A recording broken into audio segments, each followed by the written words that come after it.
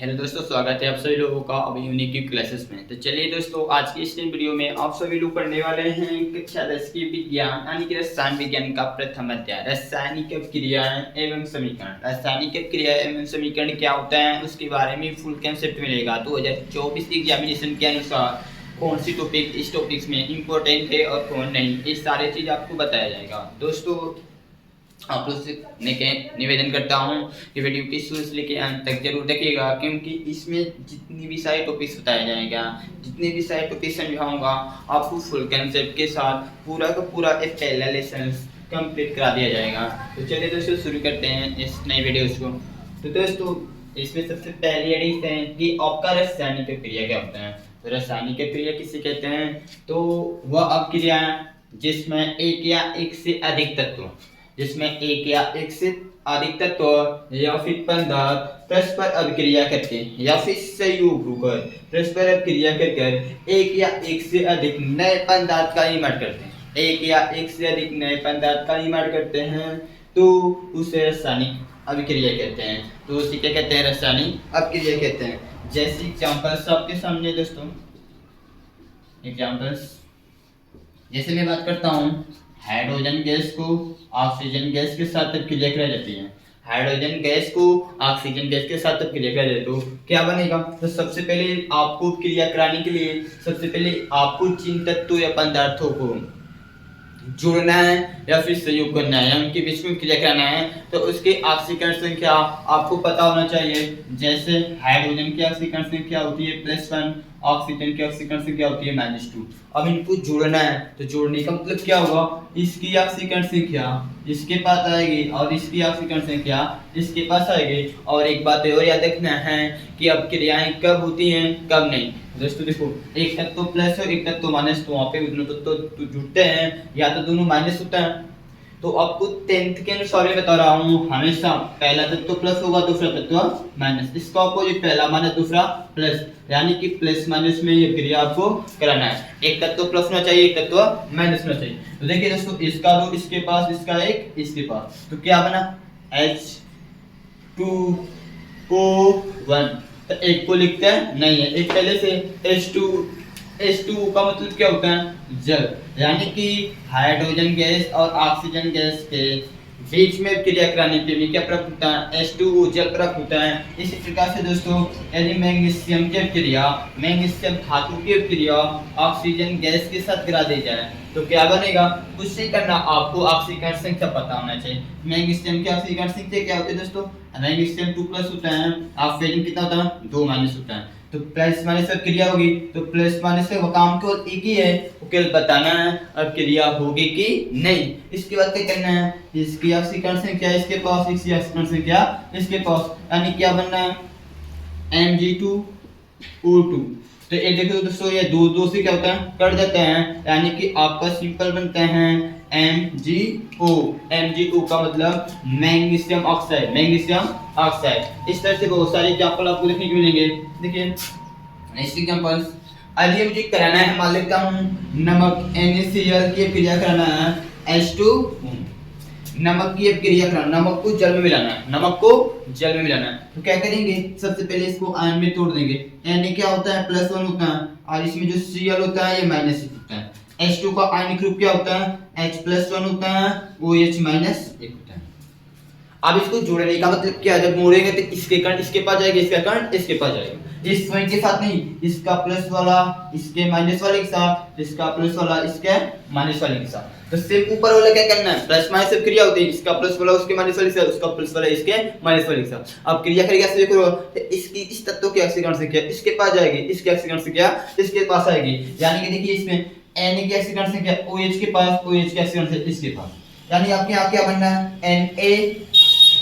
NaOH। अब एक बात और याद रखना है कि सबसे पहले प्लस वाला तत्व लिखते हैं, बाद में माइनस वाला। पहले प्लस वाला, बाद में माइनस वाला। पहले Na को, बाद में OH को, उसके बाद प्लस। अब ये इसके साथ मिलेगा तो इसका एक इसके पास, इसका एक इसके पास।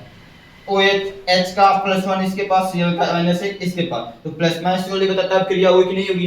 एक एक हो गया, एक को लिखते नहीं। बात है पहले Cl को लिखूं पहले H को लिखूं। तो देखिए पहले प्लस वाले तत्व लिखते हैं, बाद में माइनस वाले। तो प्लस वाला तत्व कौन है? H, और वायु बोलते तो सी यानी HCl। आपके ये बन गया सोडियम हाइड्रोक्साइड और हाइड्रोजन क्लोराइड यानी कि हाइड्रोक्लोरिक अम्ल। तो इस तरह से आप क्रियाएं दे सकते हैं। बात एक क्या चीज आपसे क्वेश्चन में यदि एग्जाम में पूछ सकते हैं, आपकी एग्जाम में पूछ सकते हैं रासायनिक क्रिया को किस प्रकार से पहचाना जाते हैं। रासायनिक क्रिया की पहचान, रासायनिक अभिक्रिया की पहचान कैसे करते हैं। तो सबसे पहला चीज क्या है, यदि कोई रसायन जैसे कि नमक है, नमक को जल में मिलाते हैं तो नमक जल में जाकर घुल जाता है, या फिर चीनी जैसे जल में जाकर क्या होते हैं, घुल जाते हैं। घुल का मतलब नमक जो होता है ठोस अवस्था में, जैसे क्या पड़ता है पानी मिलते हैं घुल जाते हैं, वो द्रव अवस्था में बदल जाता है। इसका मतलब यदि किसी दो पदार्थों को आपस में मिला रहे हैं तो उसके अवस्था में परिवर्तन दिखाई दे रहा है, अवस्था में परिवर्तन दिखाई दे रहा है, तो हम कहेंगे कि वहाँ रासायनिक क्रिया हो रही है। दूसरी चीज जो चूना होता है, चूना को पानी में मिलाते हैं तो क्या होता है, पानी खोलने लगते हैं, गर्म हो जाता है। यानी गर्म होने का मतलब जो पानी का तापमान होता है वो बढ़ जाता है। यानी कि जब तो पानी का तापमान बढ़ने का मतलब क्या है, चूना को पानी मिलाया तो पानी का तापमान बढ़ गया और चूना पानी में क्या हुआ, मिल गया। यानी कहीं पे आपको यदि ताप में परिवर्तन दिखाए, ताप में परिवर्तन दिखाए तो वहां भी बोल सकते हैं रासायनिक अभिक्रिया हो रही है। तीसरी चीज यदि आपको कहीं ऐसी तो अवस्था परिवर्तन, ताप में परिवर्तन। दूसरी चीज उष्मा का मतलब भाप का निकलना। यदि कहीं पे किसी पदार्थ को किसी चीज में मिलाते हैं, जैसे सिंपल इक्वेशन देता हूं, जैसे यहीं पे देख लीजिए चूना को मिलाए थे पानी में, तो मिलाते हैं तो गर्म होता है तो उसमें से वाष्प निकलते हैं। क्या निकलता है, वाष्प, धुआं निकलते हैं। यानी कि उष्मा में जो भी आपका परिवर्तन, उष्मा में परिवर्तन, ठीक है, उष्मा में परिवर्तन। ATC यदि आपको किसी अभिक्रिया में ऐसी अवस्था में परिवर्तन, ताप में परिवर्तन, उष्मा में परिवर्तन दिखाई दे रहा है तो उसको हम कह सकते हैं कि वहां पर रासायनिक अभिक्रिया हो रही है। ठीक है दोस्तों, आगे चलते हैं, पता करते हैं कि रासायनिक समीकरण क्या होता है। रासायनिक समीकरण क्या होता है, चल देखो रासायनिक समीकरण क्या होता है। रासायनिक समीकरण क्या होता है, देखिए रासायनिक क्रिया का प्रतीकात्मक निरूपण। प्रतीकात्मक मतलब जैसे हाइड्रोजन गैस क्या क्रिया ऑक्सीजन के साथ करा दें, ऑक्सीजन के, इसे पीछे एग्जांपल सकता हूं कि क्या बनता है, जल बनता है। क्या बनता है, जल बनता है। तो इसको बोलते हैं प्रतीकात्मक निरूपण। अभी ध्यान से कीजिएगा, ये आपका शब्द समीकरण लिखा गया है। अब इसका प्रतीक क्या होगा, इसके प्रतीक के अनुसार क्या होगा, जैसे हाइड्रोजन का प्रतीक क्या होता है H, ऑक्सीजन का प्रतीक क्या होता है O, और जल का प्रतीक होता है H2O। आप ध्यान कर देते हैं जब आप केमिस्ट्री पढ़ते हैं, यदि कोई भी गैस एकदम अकेले लिखी हुई, सिंपल है, मतलब किसी के साथ क्रिया नहीं की, अपने के लिए ली गई है, तो उसको जब रासायनिक क्रिया में भाग में लेते हैं तो उसके साथ साथ दो लगाते हैं, सभी क्या लगाते हैं, दो लगाते हैं। अब इसके क्या है, ये क्या है, इसका शब्द समीकरण है, जिसको हम लोग बोलते हैं, क्या बोलते हैं, इसको हम लोग बोलते हैं शब्द समीकरण। क्या बोलते हैं, शब्द समीकरण, और इसको बोलते हैं शब्द समीकरण का प्रतीकात्मक निरूपण। शब्द समीकरण का प्रतीकात्मक निरूपण, ठीक है, यानी कि रासायनिक समीकरण,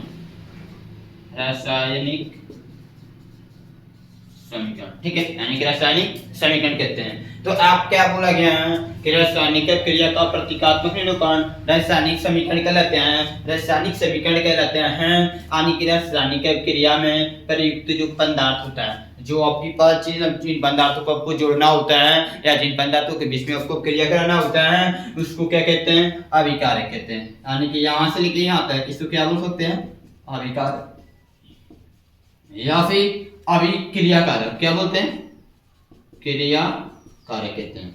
और इससे जो कुछ भी मिलता है तथा निर्मित पदार्थ, निर्मित का मतलब इन दोनों के मिलने के बाद जो पदार्थ बनता है उसको क्या कहते हैं, उत्पाद कहते हैं। क्या कहते हैं, उत्पाद। उसी तरह इसमें भी इससे क्या बोलेगा, अभिकारक बोलते हैं, अभिकारक। और इससे क्या बोलेंगे, जो पदार्थ बनेगा इसको उत्पाद कहते हैं। यानी कि ये आपका शब्द समीकरण है, ये आप रासायनिक प्रतीकात्मक निरूपण, जिसको हम लोग क्या बोलते हैं, रासायनिक समीकरण कहते हैं। तो रासायनिक समीकरण यदि कोई कुछ कैसे लिखा जाता है, तो रासायनिक समीकरण में जितने पदार्थ भाग लेते हैं, जितने तत्व भाग लेते हैं, उसको हमेशा एक तीर होता है। तो तीर भी दो तरह के तीर होते हैं। एक तीर का निशान, आपके यहाँ जो तीर का निशान है, तीर का निशान, ये भी दो तरह के होते हैं। कैसे कहते हैं, दो तरह के हैं।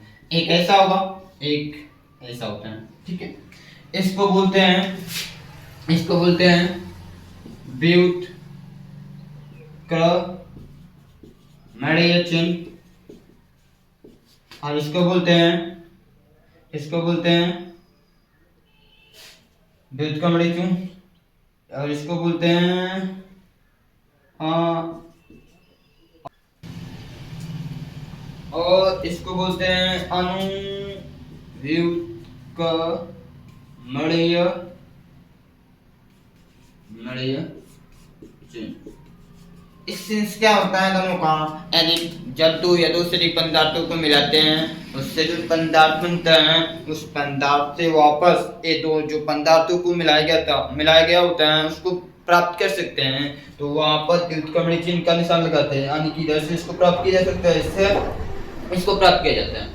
और जब दो पदार्थों को परस्पर मिलाकर कुछ बनाया गया है, तो जो पदार्थ निर्मित पदार्थ बनता है, जो उत्पाद बनता है, इस उत्पाद से अभिकारक पुनः प्राप्त न किया जा सके, वहां पर अनुव्युत्क्रमणीय चिन्ह लगाते हैं। और व्युत्क्रमणीय चिन्ह कहाँ लगाते हैं, जहां से उत्पाद से पुनः अभिकारक प्राप्त किया जा सके, तो वहां पर क्या व्युत्क्रमणीय चिन्ह लगाते हैं, ठीक है।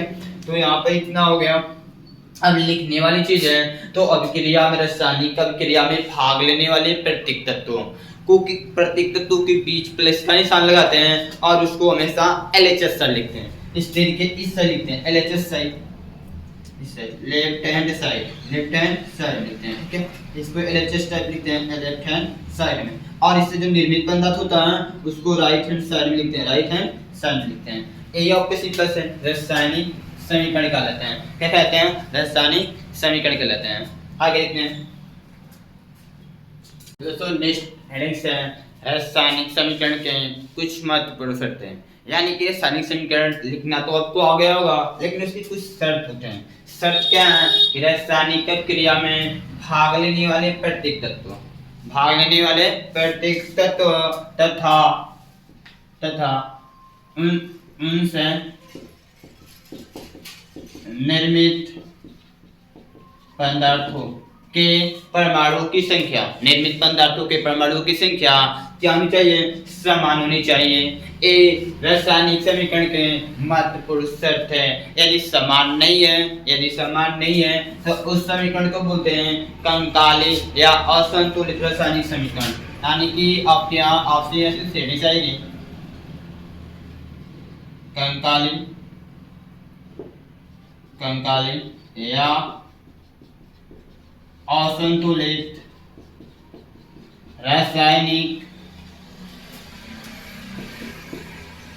रासायनिक समीकरण, ठीक है। यानी कि इसको डेफिनेशन क्या हो जाएगा, ऐसा रासायनिक समीकरण जिसमें अभिकारक और उत्पाद के प्रत्येक तत्वों की परमाणु की संख्या समान न हो, तो उसे कंकाली या असंतुलित रासायनिक समीकरण कहते हैं। और दूसरे आपके डेफिनेशन हो जाते हैं। चलिए दोस्तों देखते हैं।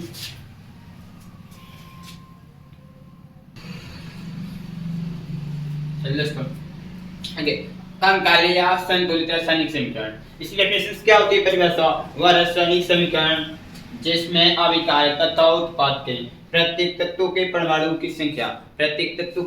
की संख्या समान न हो, उसे कंकाली या असंतुलित रासायनिक समीकरण कहते हैं। जैसे आपकी एग्जांपल्स देता हूँ, छोटा सा एग्जांपल्स है। जैसे मान लेता हूँ मैग्नीशियम के क्रिया ऑक्सीजन के साथ कराते हैं आप। मैग्नीशियम की क्रिया ऑक्सीजन के साथ कराते हैं, तो इसकी देखिए ऑक्सीकरण संख्या पता होनी चाहिए आपको। मैग्नीशियम क्या होता है 2 प्लस, ऑक्सीजन क्या होता है 2 माइनस। इसका दो इसके पास प्लस माइनस में क्रिया होती है, 2 दूसरी कट जाएगा, यानी कि MgO। MgO, magnesium oxide, magnesium oxide. तो यहाँ पे आप क्या देखेंगे, यहाँ पे क्या देख सकते हैं, देखिए इसको ध्यान से, इसको मिटा दीजिए। क्या करना है इसके लिए, आप देखो इसमें जितने तत्व होंगे मैग्नीशियम और ऑक्सीजन, तो ऑक्सीजन ऑक्सीजन लिखिए, पूरा प्रतीक लिखने की आवश्यकता नहीं है। क्या करना है ना, देखिए अभिकारक में जितने पदार्थ होंगे, जितने तत्व होंगे, अभिकारक में जितने तत्व होंगे उतने उत्पाद में भी होते हैं, उतने उत्पाद में भी होते हैं। यानी कि इधर मैग्नीशियम में ऑक्सीजन है तो इस साइड भी मैग्नीशियम और ऑक्सीजन होगा। इधर मैग्नीशियम की संख्या 1 है, ऑक्सीजन की संख्या 2 है। इधर मैग्नीशियम की संख्या कितना है, कुछ नहीं तो 1 है, ऑक्सीजन की संख्या भी 1 है। तो यहाँ हमने क्या देख रहा हूँ, मैग्नीशियम की तो संख्या बराबर है परंतु ऑक्सीजन की संख्या बराबर नहीं, इधर 2 है तो इधर 1 है। तो इस प्रकार के समीकरण को, इस प्रकार के समीकरण को हम बोलते हैं असंतुलित, असंतुलित रासायनिक समीकरण, असंतुलित रासायनिक समीकरण कहते हैं। देखिए दोस्तों, इसी तरह से इसमें लिखे हैं संतुलित रासायनिक समीकरण। संतुलित रासायनिक समीकरण क्या होता है, जैसे आपके सामने ये इक्वेशंस है, यदि मान लेते हैं ऑक्सीजन दोनों तरफ बराबर करना हो तो कैसे करेंगे, तो देखिए मैग्नीशियम तो बराबर है तो उसको छोड़े, ऑक्सीजन को करना है तो क्या किया जाता है, संतुलित रासायनिक करने का जो संतुलित कोई असंतुलित रासायनिक समीकरण है उसे संतुलित करने का नियम होता है। यानी जितने तत्व होते हैं अभिकारक उसको एक बॉक्स में लिख लेते हैं और बॉक्स से बाहर, यानी बॉक्स में लिखने का मतलब होता है बॉक्स के अंदर आपको कूड़ा हुआ किसी भी संख्या का नहीं करना है, बॉक्स के बाहर करेंगे। इसका मतलब यदि आपको एग्जांपल्स, यदि आपको यहाँ पे 2 कैसे बनेगा तो इसमें 2 का गुणा कर देंगे, 2 एक कम, तो आपने ऑक्सीजन को किया कि इधर उत्पाद की तरफ जितने, तो इधर ऑक्सीजन क्या है यहाँ पे, तो ऑक्सीजन में जब 2 का गुणा करेंगे तो कि 2 देखो 2 का गुणा इसमें मैग्नीशियम में होगा, 2 का भी ऑक्सीजन, तो यहाँ 2 मैग्नीशियम, 2 कम, 2 मैग्नीशियम, 2 ऑक्सीजन। ऑक्सीजन तो बराबर हो गया बट मैग्नीशियम बराबर नहीं है। अब इसको मैग्नीशियम को दूर करेंगे तो 2 एक कम, 2 मैग्नीशियम यहाँ पर है। अब देखिए बराबर हो गया, यानी कि आपके सामने ये हो जाएगा 2Mg + O2 से क्या बनेगा 2MgO।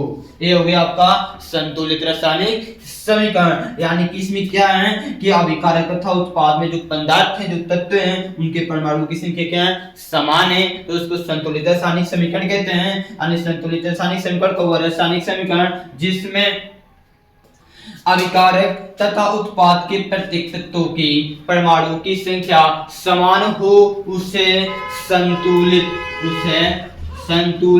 रासायनिक समीकरण कहते हैं, संतुलित रासायनिक समीकरण कहते हैं। अब के सामने यहाँ पे अब मैं चलिए दोस्तों, अब मैं आपको बताना चाहता हूँ कि रासायनिक समीकरण को संतुलित कैसे करते हैं, रासायनिक समीकरण को संतुलित कैसे करते हैं।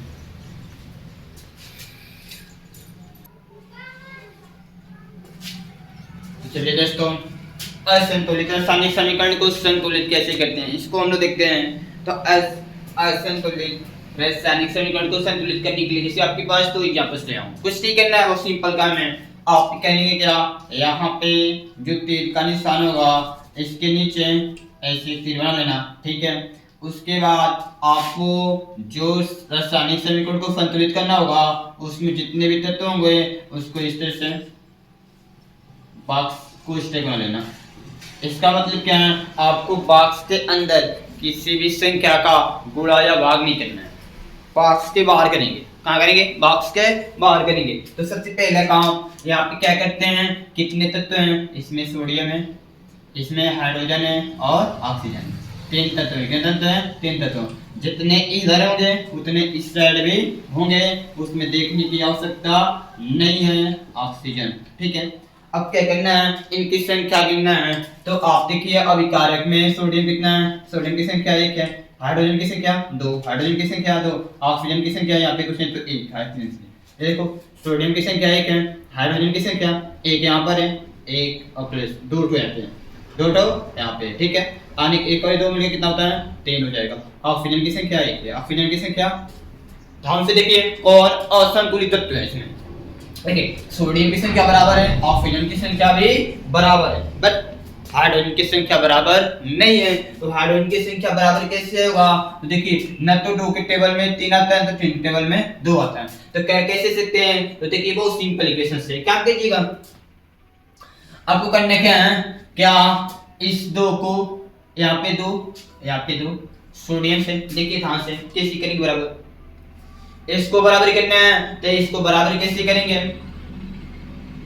यानी इसमें दो का मल्टीप्लाई कर लें तो सोडियम हाइड्रोजन कहां है, यहां पर है, इसके बाद 2 का गुणा तो 2 दूना के 4 को हाइड्रोजन हो जाएगा। तो ये देखिए ऑक्सीजन भी 2 हो जा रहा है, ऑक्सीजन भी 2 1 कम 2, ऑक्सीजन की संख्या 2 हाइड्रोजन की संख्या 4 हो जा रही है, बट संतुलित तो भी नहीं है। तो ये बताइए यहाँ पे ऑक्सीजन को संतुलित करना पड़ेगा, तो यहाँ ऑक्सीजन है तो ऑक्सीजन यहाँ पे 2 2 1 कम 2।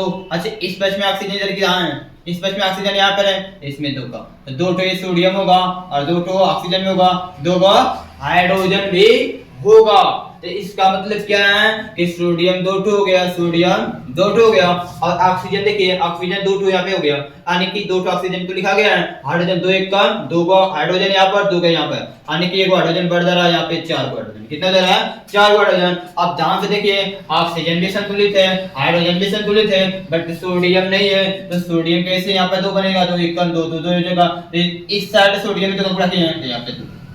अब देखिए अब साम से सब बराबर हो गया, इसलिए यहाँ पे लिख सकते हैं, इसलिए संतुलित रासायनिक समीकरण, संतुलित रासायनिक समीकरण, रासायनिक संतुलित क्या करना है, अब पुस्तक को हटा देना है, तो ये हो जाएगा 2Na प्लस 2H2O, तीर का निशान 2Na OH प्लस H2, ठीक है, ये हो गया आपका संतुलित रासायनिक समीकरण। इसी प्रकार से इसको देखिए, इसी प्रकार से इसको देखिए, इसके यहाँ पे तेल का निशान वाले जो जितने तत्व इस साइड होंगे उतने तत्व इस साइड होंगे। इधर कौन कौन से तत्व हैं, सोडियम है, क्लोरीन है, मैग्नीशियम है, ठीक है, जितने तत्व इधर होंगे उतने तत्व इधर भी होंगे, सोडियम है तो सोडियम, क्लोरीन भी होगा, मैग्नीशियम है तो मैग्नीशियम, ठीक है, क्रम में देखना है, बस ऐसे लिख लेना है और इनकी संख्या काउंटिंग कर लेना है। इनकी संख्या काउंटिंग कर देखिए, सोडियम की संख्या सोचें तो 1, मैग्नीशियम क्लोरीन है, क्लोरीन की संख्या भी 1 है, मैग्नीशियम की संख्या भी 1 है। उत्पाद में देखिए सोडियम की संख्या 1 है, क्लोरीन की संख्या 2 है, मैग्नीशियम की संख्या 1 है। अब ध्यान से हम लोग देखेंगे तो सब तत्व तो समान है, बट क्लोरीन असंतुलित है, क्लोरीन को संतुलित करेंगे जी, यहाँ पे तो यहाँ पर तो कैसे बनेगा, 2 का गुणा कर देंगे, तो इधर साइड इस साइड करें तो इस साइड क्लोरीन क्या है यहाँ पर है, तो आपको पहली बात है कि इसको पुस्तक में डाल लीजिए, इसको पुस्तक में, ठीक है, यानी कि क्लोरीन यहाँ पे 2 का गुणा, जैसे यहाँ 2 का गुणा करेंगे तो 2 सोडियम हो जाएगा, 2 क्लोरीन भी हो जाएगा, इसका मतलब 2 सोडियम और 2 क्लोरीन। मैग्नीशियम तो एक ही रहेगा, अब इधर तो इसका बराबर हो गया, सोडियम इधर 2 हो गया तो सोडियम 2 कर दो, 2 1 कर दो, या सोडियम है सोडियम, देखिए सब बराबर हो गया, इसलिए संतुलित रासायनिक समीकरण क्या हो जाएगा, कोष्टक को हटा देंगे, कोष्टक को हटा देंगे, यानी कि 2NaCl प्लस Mg, इससे कैसे क्या होता है, मैग्नीशियम डाइक्लोराइड और प्लस 2Na, ये हो गया आपका संतुलित रासायनिक समीकरण। तो इस प्रकार से दोस्तों असंतुलित रासायनिक समीकरण को संतुलित करते हैं। तो चलिए दोस्तों आगे बढ़ते हैं, रासायनिक क्रिया के प्रकार।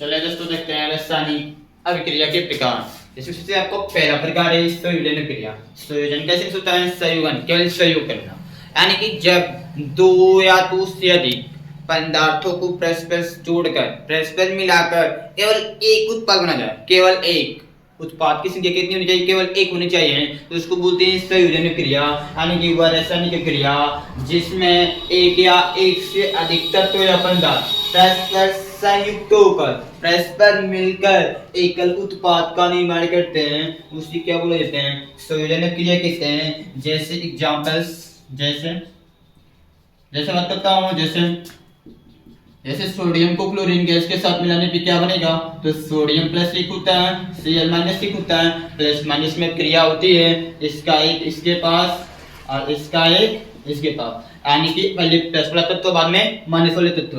तो ये हो गया Na, Cl है तो Cl, NaCl, NaCl, sodium chloride क्या होना, सोडियम क्लोराइड एक लिखने की आवश्यकता नहीं है। उसी तरह आगे एग्जांपल्स बहुत सारे एग्जांपल्स लिख सकते हैं, जैसे मान लिया मैग्नीशियम धातु के क्रिया ब्रोमीन गैस के साथ कराते हैं। तो ये भी वही चीज है, मैग्नीशियम 2+ होता है और जो ब्रोमीन होता है -6 होता है।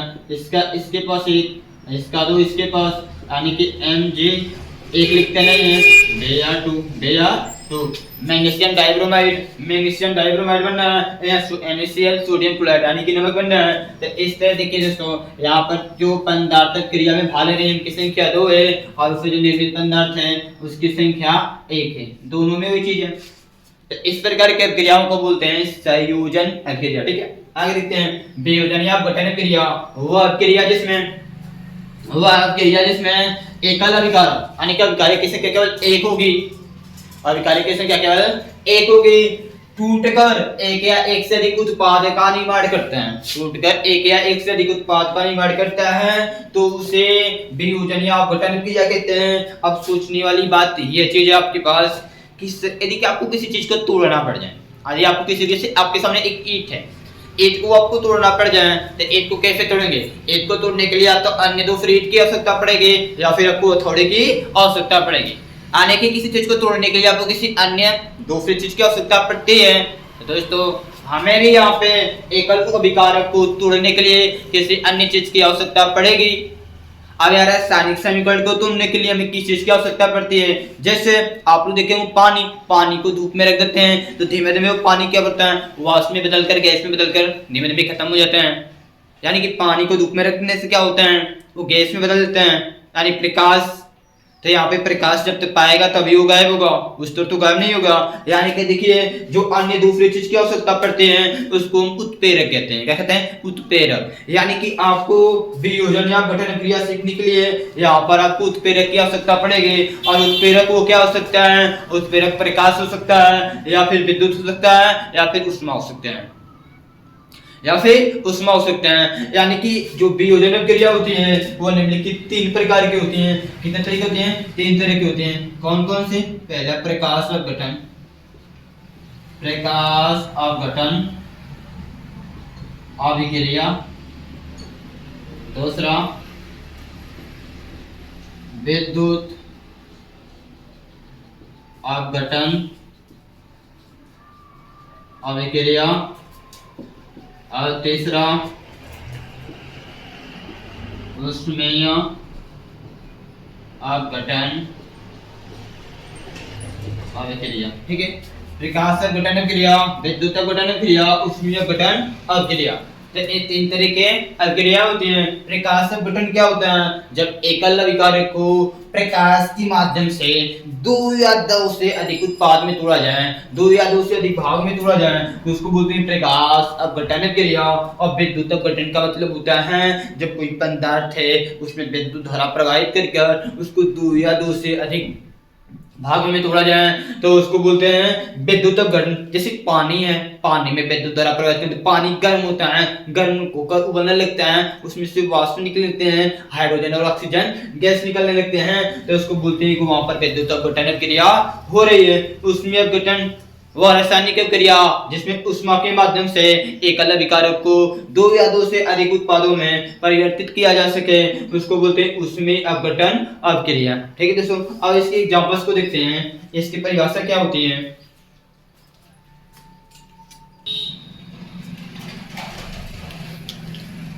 चलिए दोस्तों देखते हैं, जैसे प्रकाश अपघटन क्रिया हुआ, विद्युत अपघटन क्रिया हुआ, उसमें अपघटन क्रिया हुआ। आपके सामने यहाँ परिभाषा लिख दी गई है, इसको ध्यान से देख लीजिए, जो बोले वही चीज है। जैसे प्रकाश अपघटन क्रिया वह रासायनिक क्रिया जिसमें एकल अभिकारक को प्रकाश के माध्यम से 2 या 2 से अधिक उत्पाद में अपघटित किया जाता है उसे प्रकाश अपघटन क्रिया कहते हैं। यानी कि एकल उत्पाद को प्रकाश के माध्यम से 2 या 2 से अधिक उत्पाद में अपघटित किया जाता है तो उसको बोलते हैं प्रकाश अपघटन क्रिया। जैसे यदि आपको एडिसियल सिल्वर क्लोराइड है, सिल्वर क्लोराइड को प्रकाश की उपस्थिति में रख दिया जाए तो यहाँ पर आप क्या करेगा, सिल्वर अलग हो जाता है और क्लोरीन गैस अलग हो जाता है, क्लोरीन गैस अलग होता है। क्लोरीन गैस वहां से प्रकाश पाएगा, जैसे वहां से निकलने लगेगा, बाहर निकल देते हैं, क्या होता है बाहर। इसको संतुलित करना चाहेंगे तो 2 क्लोरीन है, 2 क्लोरीन हो चाहिए तो बाहर हमेशा लिखते हैं 2 सिल्वर 2 सिल्वर। यानी कि सिल्वर क्लोराइड को प्रकाश अपघटन कराएंगे तो सिल्वर और क्लोरीन गैस मिलेगा। ठीक उसी प्रकार से H2O जल का विद्युत अपघटन कराते हैं। जिस जल को गर्म करते हैं तो क्या होगा, गर्म होगा, उसमें से जितने गैस निकलेगा हाइड्रोजन और ऑक्सीजन गैस निकलेगा, जिसको भाप कहते हैं, और निकलेगा यानी कि एक समय ऐसा आएगा वो पूरा पानी खत्म। इसका मतलब क्या है, इस जल जो होगा हाइड्रोजन गैस और ऑक्सीजन गैस में अपघटित हो जाएगा, बाहर निकल जाएगा। इसको संतुलित करना पड़ेगा, दो ऑक्सीजन यहाँ पे, 2 दूना के 4 हाइड्रोजन, 2 दूना के 4 हाइड्रोजन। इसके ठीक है। कैल्शियम कार्बोनेट, याद रखना ये जो कार्बोनेट होता है ना, ये जो कार्बोनेट होता है ना, कि इससे रासायनिक क्रिया में जाए और इसको तोड़ दिया जाता है तुरंत, इसमें कार्बन डाइऑक्साइड, इस पे कोई यार नहीं होता है, और ऑक्सीजन -2, यानी कि जो कार्बोनेट होते हैं ये कार्बन डाइऑक्साइड और ऑक्सीजन -2 में टूट जाएगा। अब बात है कि ये जो कार्बन डाइऑक्साइड गैस है यहाँ से कार्बन डाइऑक्साइड गैस बाहर निकल जाएगा, और प्लस में ये ऑक्सीजन इस कैल्शियम के साथ क्रिया करेगा तो कैल्शियम ऑक्साइड कैसे बना पूछेंगे। ये देखो कैल्शियम होता है जो 2+ होता है, प्लस में रासायनिक क्रिया होती है, इसका दो इसके पास, इसका दो इसके पास, तो उधर से कट जाएगा कैल्शियम ऑक्साइड, और यहाँ पर हो गया आपका कार्बन डाइऑक्साइड गैस बाहर निकल गया। और आपके जो संतुलित करने का मन है, एक कार्बन 3 अणु तो संतुलित है, रासायनिक समीकरण संतुलित है, यानी कि आपके यहाँ से उसमें अपघटन, प्रकाश अपघटन हो या फिर विद्युत अपघटन ऐसी कंप्लीट होता है। अब हमारा नेक्स्ट टॉपिक तीसरा जो टाइप्स होता है रासायनिक अपक्रिया का, वो हमारा है विस्थापन अपक्रिया। चलिए देखते हैं दोस्तों।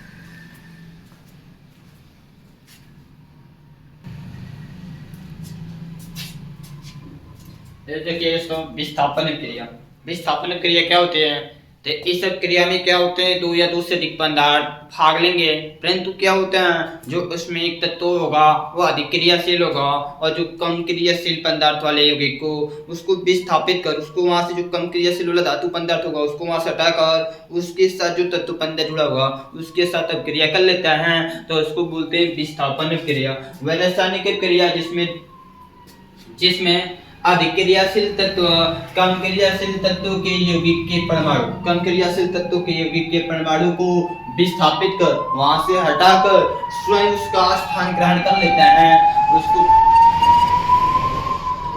उसको विस्थापन क्रिया कहते हैं। जैसे एग्जांपल्स जैसे आपने मान लिया जैसे NaCl है, इसके क्रिया मैग्नीशियम के साथ कराता हूँ, तो आपको पता है कि जो मैग्नीशियम होता है सोडियम से क्रियाशील तत्व है, तो इसको आयन में तोड़ देते हैं, ये हो गया NaCl, इसको आयन में तोड़ना है, इसका क्या है आप जानते हैं Na+1 होता है, Cl-1 होता है, Mg+2 होता है, Mg+2 मैग्नीशियम अधिक क्रियाशील तत्व होता है, यह सोडियम के साथ क्या करेगा, देखो सोडियम को विस्थापित कर देगा, सोडियम को यहाँ हटाकर मैग्नीशियम यहाँ पे लग जाएगा, यानी कि जो मैग्नीशियम है वो क्लोरीन गैस के साथ रासायनिक क्रिया किया, इसका कि इसके पास, इसका दो इसके पास। अब पता है पहले प्लस वाला लिखते हैं, तो पहले प्लस वाला को Mg की संख्या लिखने का सकते नहीं, Cl2 प्लस में Na यानी कि मैग्नीशियम डाइक्लोराइड प्लस सोडियम, यानी कि यहाँ पे सोडियम क्या हुआ, विस्थापित हो गया, सोडियम क्या हुआ वहां से हट गया, कौन किया, मैग्नीशियम ने। तो इस प्रकार के क्रिया को बोलते हैं विस्थापन अपक्रिया।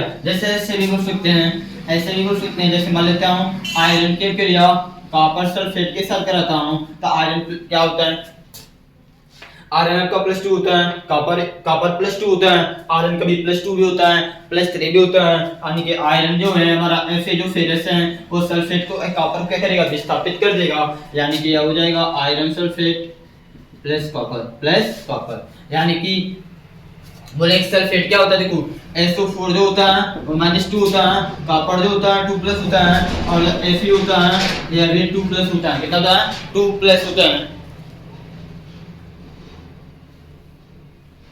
ठीक है।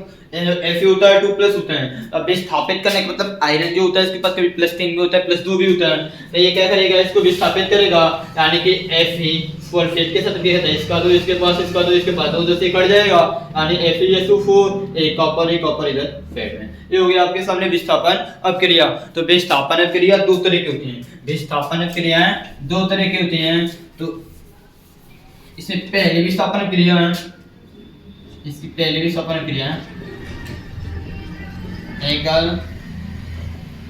विस्थापन अभिक्रिया। तो आपने जो ऊपर डेफिनेशंस लिखा है विस्थापन क्रिया को, उसी को बोलते हैं एकल विस्थापन अभिक्रिया। यानी कि अपनी सिंपल कंडीशन जैसे एग्जांपल्स के माध्यम से समझ लीजिए। डेफिनेशन वही होता है उसका, ठीक है, डेफिनेशन वही होता है जो ऊपर लिखा गया है, डेफिनेशन, ठीक है। जैसे मान लेते हैं आपने जैसे भी किया था सोडियम सल्फेट की क्रिया मान लेता हूं मैं जिंक धातु के साथ करा देता हूं, तो यहाँ पे क्या बनेगा, जिंक सोडियम के साथ क्रियाशील तत्व है, तो यहाँ पे क्या बनेगा, जिंक क्या करेगा, इस सल्फेट के साथ रासायनिक क्रिया करेगा। तो जिंक सल्फेट कैसे करता है, जिंक 2+ होता है, जिंक 2+ होता है, सोडियम सल्फेट ऐसे लिखते हैं, जिंक 2+ सल्फेट SO4 ये -2 होता है और सोडियम जो होता है +1 होता है। यानी कि जिंक क्या होता है, अधिकतर ये क्रियाशील तत्व होगा सोडियम धातु के अपेक्षा, तो जिंक क्या करेगा, सोडियम को विस्थापित कर स्वयं उसका स्थान ग्रहण कर लेगा और रासायनिक क्रिया करेंगे, तो इसका दो इसके पास, इसका दो इसके पास, दो दूसरे कट जाएगा। यानी कब लिखने वाली बात है, तो पहले किसको लिखते हैं, पहले प्लस वाले को, बाद में माइनस वाले को, प्लस वाले को पहले, माइनस वाले को बाद में। यानी कि दो से कट गया है तो 4 हो गया, और प्लस सोडियम क्या होगा, विस्थापित हो जाएगा, सोडियम क्या हो जाएगा, विस्थापित हो जाएगा। यानी कि इस प्रकार की रासायनिक अभिक्रिया को बोलते हैं एकल विस्थापन अभिक्रिया, एकल विस्थापन अभिक्रिया। और दूसरा होता है द्विविस्थापन अभिक्रिया, दूसरा होता है द्विविस्थापन अभिक्रिया,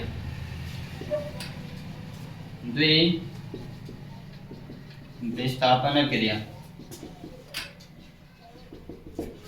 इसका डेफिनेशन क्या होता है, वह रासायनिक अभिक्रिया, वह विस्थापन अभिक्रिया, वह विस्थापन अभिक्रिया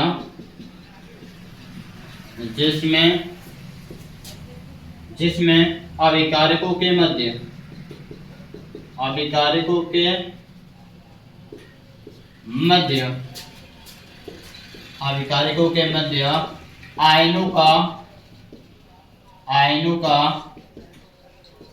आदान प्रदान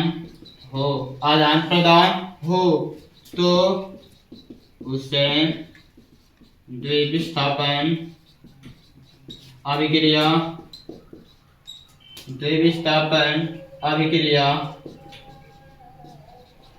कहते हैं। यानी कि वे रासायनिक क्रिया जिसमें आयनों का आदान प्रदान होता है। आयनों का आदान प्रदान का मतलब जैसे सोडियम सल्फेट है, सोडियम सल्फेट की अभिक्रिया करा दें बेरिलियम क्लोराइड के साथ, बेरिलियम क्लोराइड के साथ करा दें, तो इसमें सिंपली क्या करेंगे, इसको आयनों में तोड़ देंगे। Na क्या होता है, लेसन हो जाएगा, सल्फेट क्या होता है, ये होता है -2 होता है, बेरिलियम क्या होता है, +2 होता है, और ये Cl क्या होता है, -1 होता है। अब इसके बीच में अभिक्रिया करना है, इसका मतलब क्या है, इसका प्लस वाला इसके माइनस वाले के साथ, स्वयं का प्लस स्वयं के माइनस के साथ ही करेगा। यहाँ पर जोड़ना है, जोड़ने का मतलब क्या है, इसका प्लस वाला इसके माइनस वाले के साथ, इसका प्लस वाला इसके माइनस वाले के साथ, तो ये -1 होता है। यानी कि इसका एक इसके पास, इसका एक इसके पास, एक को लिखते रहे, यानी कि पहले प्लस वाला तक को लिखेंगे, तो NaCl सोडियम क्लोराइड, और इसमें क्रिया करेंगे तो इसका दो इसके पास, इसका दो इसके पास, दो से क्या होगा, कट जाएगा।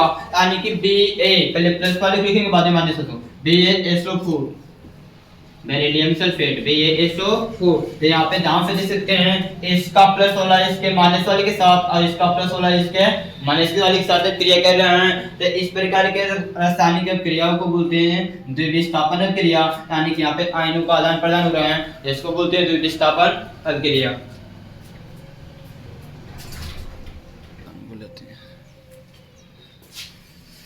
चलिए देखिए आगे नेक्स्ट टॉपिक को। नेक्स्ट टॉपिक क्या है, उपचयन तथा अपचयन क्रिया क्या होते हैं। तो एक दोस्तों देखिए, उपचयन और अपचयन क्रिया के एग्जाम में या आपके बोर्ड एग्जाम में सारे इंपॉर्टेंट मोस्ट इंपॉर्टेंट क्वेश्चन से फॉर बोर्ड एग्जामिनेशन 2024। अक्सर एग्जाम में यहाँ से एक क्वेश्चन आपको फिक्स से आता है। तो इसमें क्या आपको समझना है, सबसे पहले चीज इसको समझिए, उपचयन। उपचयन का मतलब क्या होता है, तो उपचयन का मतलब होता है यदि किसी पदार्थ में, यदि किसी तत्व में ऑक्सीजन गैस जुड़ता है, ऑक्सीजन गैस जुड़ता है या फिर हाइड्रोजन गैस निकलते हैं, या फिर हाइड्रोजन गैस निकलता है, तो उसको उपचयन बोलते हैं। और उपचयन को दूसरे भाषा में उपचायक जो जिसका भी उपचयन होता है, जिस पदार्थ का भी उपचयन होता है उसको उपचायक तत्व या पदार्थ कहते हैं। उपचायक तत्व या पदार्थ कहते हैं, या फिर इसको बोलते हैं आक्सीकारक, आक्सीकारक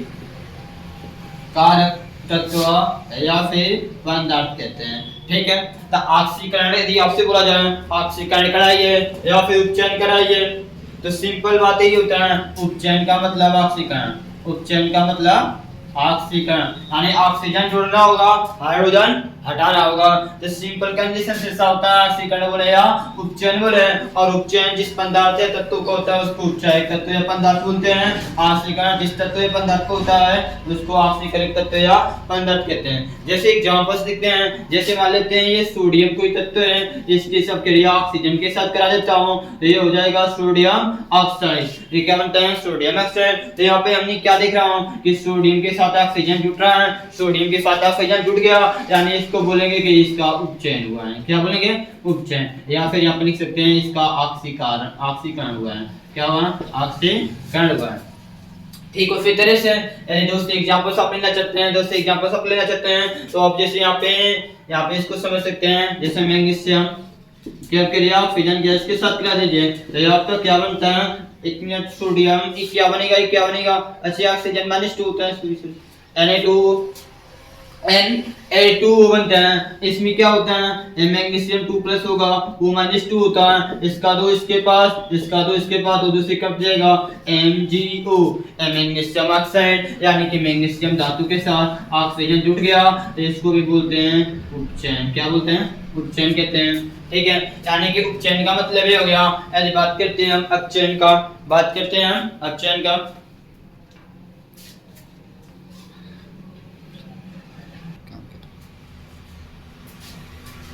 चलिए से देखते हैं अपचयन। अपचयन का मतलब क्या होता है, अपचयन, अपचयन को दूसरे शब्द में बोलते हैं अपचयन को क्या बोलते हैं, अपचायक, अपचायक तत्व या पदार्थ जिसका अपचयन होता है उसको बोलते हैं अपचायक तत्व या फिर पदार्थ, या फिर पदार्थ। ठीक है, तो इसको समझने का मतलब क्या है, सेम उपचयन का उल्टा होता है अपचयन, यानी कि इसमें क्या होता है, इसमें ऑक्सीजन गैस निकलेगा या फिर हाइड्रोजन गैस जुटेगा, हाइड्रोजन गैस जुटेगा। ठीक है, एंड जैसे कुछ एग्जांपल सब देता हूं, जैसे मैं मान लेता हूं सोडियम ऑक्साइड है, इसको मैं यहाँ पे गर्म कर रहा हूँ, सोडियम ऑक्साइड को क्या कर रहा हूँ, गर्म कर रहा हूँ, तो यहाँ से क्या होगा, सोडियम बाहर हो जाएगा, ऑक्सीजन गैस बाहर हो जाएगी, दोनों क्या हो गए, अलग अलग हो जाएंगे। यानी सोडियम ऑक्साइड से ऑक्सीजन गैस बाहर निकल रहा है, तो इसको हम बोल सकते हैं कि इसका अपचयन हुआ है। क्या हुआ है, अपचयन हुआ है। जैसे और सारे एग्जांपल्स हैं, जैसे मान लेते हैं जिंक ऑक्साइड है, जिंक ऑक्साइड का सूर्य के प्रकाश में रख देते हैं, सूर्य के प्रकाश में, तो यहाँ से क्या करेगा, जो जिंक धातु से ऑक्सीजन क्या होगा, अलग हो जाएगा, यानी कि यहाँ पे जिंक प्लस ऑक्सीजन, तो यहाँ पर भी बोल सकते हैं जिंक ऑक्साइड, जिंक ऑक्साइड से जिंक हो गया, इसका मतलब इसका अपचयन हुआ है। क्या हुआ है, अपचयन हुआ है। ठीक है, इसमें बोला जाए कि अपचायक पदार्थ कौन है, इसमें सोडियम अपचायक पदार्थ है, जिंक अपचायक पदार्थ है। ठीक है, इस तरह से आपको एग्जांपल्स दे देना है। डेफिनेशंस की बात है, वो है आप देखिए अब इसका डेफिनेशंस क्या होता है।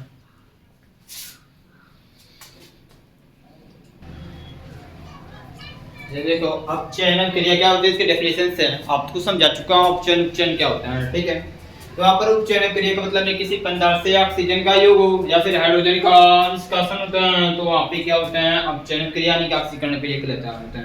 जैसे एग्जांपल से क्या है, सोडियम की क्रिया ऑक्सीजन गैस के साथ कराई थी, कहां से Na2 बना है, तो आपको भी बता दो, आप संदर्भ सोडियम 2 प्लस होता है, ऑक्सीजन 2 माइनस, इसका 2 इसके पास, इसका 1 इसके पास, यानी Na2 डाइसोडियम ऑक्साइड, यानी कि सोडियम में ऑक्सीजन जुट गया, इसका मतलब सोडियम का क्या हो रहा है, उपचयन हो रहा है। क्या हो रहा है, उपचयन हो रहा है। ठीक है, यहाँ से अपचयन क्रिया है किसी पदार्थ से ऑक्सीजन का निष्कासन हो, ऑक्सीजन निकले अथवा हाइड्रोजन का योग हो, यानी कि हाइड्रोजन जुटे, तो उसे अपचयन क्रिया कहते हैं। यानी जैसे यहाँ पर देख लीजिए एक आपको पोटेशियम क्लोरोऑक्साइड है, इसका अपचयन कराते हैं, तो सिंपल करते हैं, अपचयन का मतलब यहाँ से ऑक्सीजन को निकालना होता है, यानी से यहाँ से ऑक्सीजन बाहर निकल रहा है, ऑक्सीजन गैस बाहर निकल रहा है, KCl पोटेशियम, यानी इस पे इस तरह क्रिया कुछ कराई गई है, K+1 होता है, Cl- 1 होता है, -2 होता है। यहाँ से ऑक्सीजन को बाहर निकलना है, इन दोनों को आपस में परस्पर क्रिया KCl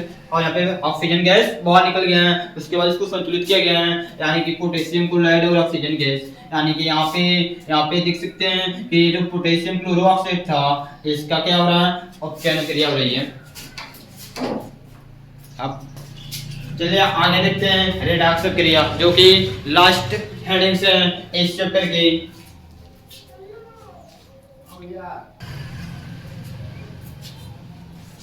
चलिए दोस्तों देखते हैं रासायनिक क्रिया के प्रकार में सबसे लास्ट हेडिंग से है रेडॉक्स क्रिया। रेडॉक्स क्रिया क्या होती है कि रेडॉक्स क्रिया जो सिंपल रेडॉक्स क्रिया का मतलब होता है यदि किसी ऐसी रासायनिक क्रिया जिसमें उपचयन और अपचयन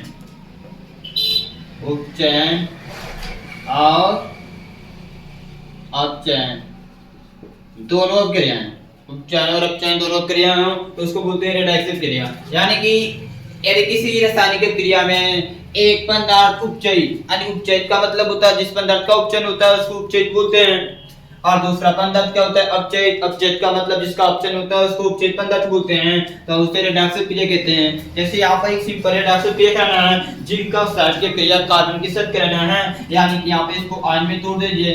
जिंक क्या होता है 2+ होता है, ऑक्सीजन क्या होता है -2 होता है, कार्बन क्या होता है आपके पास +-4 होता है। यानी कि आपसे यहाँ पे सिंपल देख सकते हैं जिंक प्लस से प्लस वाला प्लस वाले के साथ क्रिया नहीं करता है, जिंक सीधे बाहर निकल जाएगा। ये इसके साथ रहेगा, इसका 4 इसके पास, इसका 2 इसके पास, ये इससे कटेगा। यहाँ पर देखिए यहाँ पे 2 यानी CO2 कार्बन डाइऑक्साइड गैस बनता है। इसका मतलब यहाँ पर आपने क्या ध्यान से दिख रहा है कि जिंक ऑक्साइड से जिंक हो गया, यानी जिंक से क्या हुआ ऑक्सीजन निकल गया। और यदि किसी पदार्थ से ऑक्सीजन निकलेगा, यदि किसी पदार्थ से ऑक्सीजन निकलेगा तो उसका उपचयन होता है, और जिसका उपचयन होता है उसको यदि किसी पदार्थ से ऑक्सीजन निकलता है उसका अपचयन होता है। क्या होता है अपचयन होता है, और उसको क्या बोलते हैं अपचयित पदार्थ बोलते हैं, यानी कि इसका अपचयन हो रहा है। क्या हो रहा है अपचयन। और जिस पदार्थ में ऑक्सीजन जुड़ता है उसका उपचयन होता है। क्या होता है उपचयन होता है। तो इस प्रकार की क्रिया को हम बोलते हैं रेडॉक्स क्रिया, वह रासायनिक क्रिया जिसमें एक पदार्थ अपचयित हो और दूसरा पदार्थ उपचयित हो, उसको रेडॉक्स क्रिया बोलते हैं।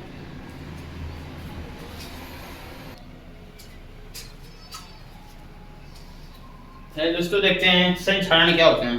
तो संक्षारण क्या होता है, वह रासायनिक अभिक्रिया जिसमें धातु वायु की उपस्थिति में ऑक्सीजन अथवा नमी या अन्य रसायनों से धीमी अभिक्रिया करके, जैसे आप लोग देखे होंगे लोहा है, लोहा को यदि खुले वातावरण में छोड़ दिए जाते हैं तो उस पे धीमे धीमे जंग लग जाते हैं, और जंग लगकर धीमे धीमे उसकी सत्ता क्या होता है धीमे धीमे खराब होता चला जाता है। एक समय ऐसा आता है कि लोहे की छड़ होता है वो पूरी तरह से खराब हो जाता है, तो इस प्रकार की रासायनिक क्रियाओं को हम संक्षारण कहते हैं। क्या कहते हैं संक्षारण कहते हैं। तो धीमी अभिक्रिया दोहराओ धीरे धीरे क्या होते हैं नष्ट हो जाते हैं, बर्बाद हो जाते हैं, उसे क्या कहते हैं संक्षारण कहते हैं। जैसे लोहे पे जंग लगना, या फिर जो भी काली के आभूषण चांदी के आभूषण हम लोग पहनते, जो आप लोग पहनते हैं उस पे आप लोग देखे होंगे कि पहनने के बाद उस पे क्या होते हैं काली काली क्या होती है परत जम जाते हैं। इस तरह से बहुत सारे एग्जांपल्स आप लोग दे सकते हैं। यदि आपको संक्षारण से बचने के उपाय पूछा जाए तो आप लोग जानते होंगे, जैसे लोहे की कोई वस्तु बना है तो उस पे पेंट किया जाता है, ताकि पेंट करने से क्या होता है उस लोहे की जो चादर होती है या फिर जो धातु होते हैं जो भी सामान बने होते हैं उस पे जंग नहीं लगता है, और जंग नहीं लगता है तो वो जल्दी खराब नहीं होता है, जिससे क्या करते हैं लोहे पे पेंट का उपयोग कर संक्षारण को रोका जा सकता है। विकृत गंधिका का मतलब होता है खाने होने पदार्थ पर डिपेंड है। यदि वसायुक्त खाने का पदार्थ को अपने मान लेते हैं शाम को कोई भोजन बनाया या फिर सुबह में ही बनाया, सुबह का भोजन शाम को खाने जाएंगे तो उसका स्वाद या फिर जो महक होती है, जो स्वादिष्ट की महक होती है वो परिवर्तित हो जाती है। तो ये परिवर्तित होने की घटना को हम लोग विकृत गंधिका कहते हैं, अर्थात तेलों वसायुक्त खाद्य पदार्थों को अधिक लंबे समय तक रखने पर उसके स्वाद या फिर गंध, स्वाद का मतलब जो आपका टेस्टी होता है भोजन का, गंध का मतलब जो उसकी महक होती है वो बदल जाना है। क्या कहलाते हैं विकृत गंधिका कहलाते हैं। और विकृत गंधिका से अधिक अपनी तेल अथवा वसा युक्त खाद्य पदार्थों को बचाने के लिए आपको उस खाद्य पदार्थ को फ्रिज में अर्थात नाइट्रोजन गैस में रखा जाता है, जिसके कारण उसको कितने भी समय तक रख देते हैं उसका स्वाद या गंध विकृत नहीं होता है। तो विकृत गंध दिखाकर रोकने का उपाय होता है आप तेल और संयुक्त खाद्य पदार्थों को फ्रिज में या फिर नाइट्रोजन गैस की उपस्थिति में रख सकते हैं, जिसके कारण वो खाद्य पदार्थ विकृत नहीं होगा। विकृत का मतलब बिगड़ेगा नहीं। तो दोस्तों यदि वीडियो अच्छा लगा हो तो वीडियो को अधिक से अधिक शेयर कीजिए, लाइक कीजिए और चैनल को सब्सक्राइब कीजिए। धन्यवाद दोस्तों।